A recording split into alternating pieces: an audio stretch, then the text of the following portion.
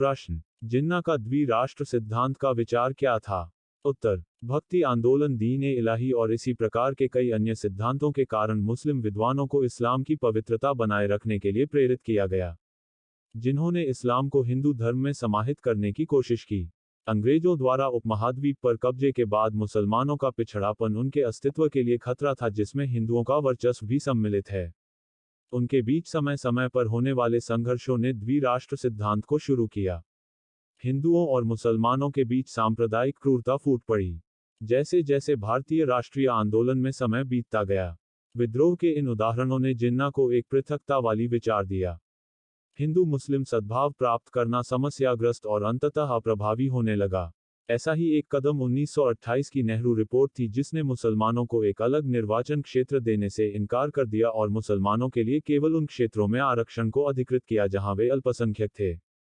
जिन्ना इस प्रकार मुस्लिम लीग की ओर आकर्षित हुए और उन्होंने मुस्लिम समुदाय के लिए अधिक अधिकारों और संभावनाओं की मांग की। द्विराष्ट्र सिद्धांत के अंतर्गत उपमहाद्वीप में मुसलमानों के लिए एक स्वतंत्र और अलग राज्य की मांग की गई थी। जिन्ना के दो राष्ट्र दृष्टिकोण ने 3 आवश्यक घटकों पर बल दिया। सबसे पहले उनका मानना था कि विशाल उपमहाद्वीप में रहने वाले 2 समुदाय, हिंदू और मुस्लिम, केवल 2 समुदाय नहीं है, बल्कि सभी पहलुओं में 2 अलग अलग राष्ट्र माने जाने चाहिए। दूसरे शब्द के सख्त अर्थ में, हिंदू धर्म और इस्लाम केवल 2 धर्म नहीं है, बल्कि अलग और अलग सामाजिक व्यवस्थाएं हैं।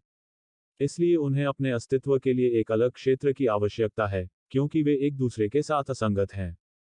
मुख्य रूप से 2 अलग अलग धार्मिक दर्शन 2 अलग अलग वंशों वाले हिंदू और मुसलमानों द्वारा पालन किए जा रहे थे। चूंकि वे 2 अलग अलग विचारधाराओं का पालन करते हैं, इसलिए एक समुदाय के रूप में उनका सह अस्तित्व लगभग असंभव है। यह विचार मुसलमानों को विभिन्न सभ्यताओं, वंश मूल्यों और संस्कृतियों वाले राष्ट्र के रूप में इंगित करता है। सन 1939 तक जिन्ना ने यह स्वीकार कर लिया कि भारत में मुसलमानों का अस्तित्व केवल भारतीय उपमहाद्वीप पर एक मुस्लिम मातृभूमि के साथ ही संभव है। द्विराष्ट्र सिद्धांत को गहराई से समझने के लिए सन 1940 में लाहौर में मुस्लिम लीग में जिन्ना के अध्यक्षीय भाषण की समीक्षा करना महत्वपूर्ण है।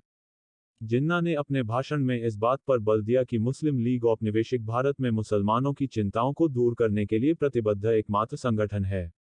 उन्होंने तर्क दिया कि कांग्रेस के नेतृत्व वाले प्रांतों में 1937 के चुनावों के बाद मुस्लिम हितों को पर्याप्त रूप से नहीं देखा गया और धोखा दिया गया। उन्होंने मुसलमानों को कांग्रेस से अलग एक स्वायत्त राजनीतिक समुदाय में खुद को व्यवस्थित करने की सलाह दी। जिन्ना ने इस बात पर जोर दिया कि हिंदू और मुसलमान अलग अलग राष्ट्र हैं। चूंकि मुसलमानों में एक अलग राष्ट्र सम्मिलित था, वे अपने अस्तित्व और उत्थान के लिए अपनी मातृभूमि या क्षेत्र के योग्य थे। उन्होंने तर्क दिया कि मुस्लिम अपने धर्म को राजनीति से अलग नहीं कर सकते। इस्लाम में धार्मिक और राजनीतिक भावनाएं एक दूसरे से अलग नहीं हैं। यदि अंग्रेज इस क्षेत्र में स्थिरता के बारे में चिंतित थे, तो उन्हें स्वतंत्र गृहभूमि की रचना में मदद करने की आवश्यकता होगी। हिंदू और मुसलमान सांप्रदायिक झगड़ों से बचने का यही एकमात्र तरीका होगा, क्योंकि एक बार जब इन दोनों राष्ट्रों के पास राजनीतिक आत्मा अभिव्यक्ति के लिए जगह होगी, तो प्रतिरोध के लिए कोई आधार नहीं बचेगा। उन्होंने भारत और पाकिस्तान के लिए अत्यंत सद्भाव और सद्भाव के साथ एक संभावित भविष्य की कल्पना की, जिसमें मैत्रीपूर्ण संबंध साझा करना शामिल था। दिनांक 3 जून 1947 को ब्रिटिश भारत को 2 राज्यों में विभाजित करने की विधि घोषित की गई। यह निर्णय लिया गया कि भारत और पाकिस्तान 2 अलग अलग राज्य होंगे। उत्तर पश्चिम सीमांत प्रांत बलूचिस्तान, पंजाब के 16 जिले, पूर्वी बंगाल और सिंध के मुस्लिम बहुल प्रांतों को पाकिस्तान का हिस्सा बनना था। विभाजन की शुरुआत करने वाले तत्वों के बारे में विद्वानों में मतभेद थे और उनमें कई असहमतियां थीं। भारतीय राष्ट्रीय कांग्रेस, मुस्लिम लीग और ब्रिटिश अधिकारियों द्वारा निभाई गई भूमिका ने उपमहाद्वीप में स्वतंत्रता के मार्ग को महत्वपूर्ण रूप से आकार दिया। कुछ लोगों ने तर्क दिया है कि भारतीय राष्ट्रीय कांग्रेस के मुस्लिम लीग के साथ सहयोगी नहीं होने के कारण मुसलमानों का अलगाववाद हुआ। यह भी दावा किया गया है कि विभाजन का मुख्य कारण मुस्लिम लीग की पाकिस्तान की मांग की ताकत और लोकप्रियता थी। कुछ लोग यह संकेत देते हैं कि यह फूट डालो और राज करो की ब्रिटिश रणनीति थी, जिसके परिणामस्वरूप विभाजन हुआ। चौरी चौरा की घटना के बाद आंदोलन को गांधी जी द्वारा ही समाप्त कर दिया गया था, क्योंकि असहयोग आंदोलन के सदस्यों द्वारा उकसाई गई कुछ गतिविधियों के कारण 22 ब्रिटिश पुलिसकर्मियों की हत्या कर दी गई थी। खलीफा के निष्कासन के खिलाफ विद्रोह करने के उनके तर्क को आंदोलन के बंद होने के कारण पूर्ववत छोड़ दिया गया था। इसलिए मुस्लिम नेताओं, जो अभी तक आंदोलन में सक्रियता से साथ थे, ने पीठ में छुरा घोंपा हुआ महसूस किया। उसके बाद से हिंदुओं और मुसलमानों के बीच की विसंगतियां कुछ ही समय में बढ़ीं और अंत में असंगत रूप से विकसित हुई। सन 1930 के बाद मुक्ति के बाद एक स्वतंत्र मुस्लिम राष्ट्र के लिए अल्टीमेटम का संचार किया जाने लगा। सन 1930 तक सर मोहम्मद इकबाल मुस्लिम लीग के नेता के रूप में उभरे और उन्होंने पहली बार एक स्वतंत्र मुस्लिम राज्य की मांग की। उन्होंने तर्क दिया कि मुसलमान और हिंदू अपने आप में दो अलग अलग राष्ट्रों से हैं और परस्पर विरोधी थे।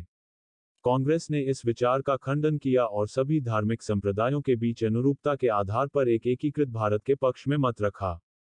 सन 1946 तक अंग्रेजों को एहसास हो गया था कि उन्हें अपने औपनिवेशिक शासन को समाप्त करना होगा और भारतीय उपमहाद्वीप को सत्ता हस्तांतरित करनी होगी।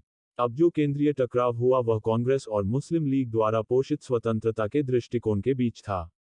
मुस्लिम लीग दो राज्यों का निर्माण करना चाहती थी जिसमें एक इस्लामिक गणराज्य होगा, जबकि कांग्रेस चाहती थी कि सत्ता एक संयुक्त राष्ट्र को सौंपी जाए। इसी प्रकार सन 1946 की कैबिनेट मिशन योजना मुस्लिम बहुसंख्यक प्रांतों को अंतरिम स्वतंत्रता के साथ भारत को अधिकार के हस्तांतरण की दलील देकर शुरू हुई।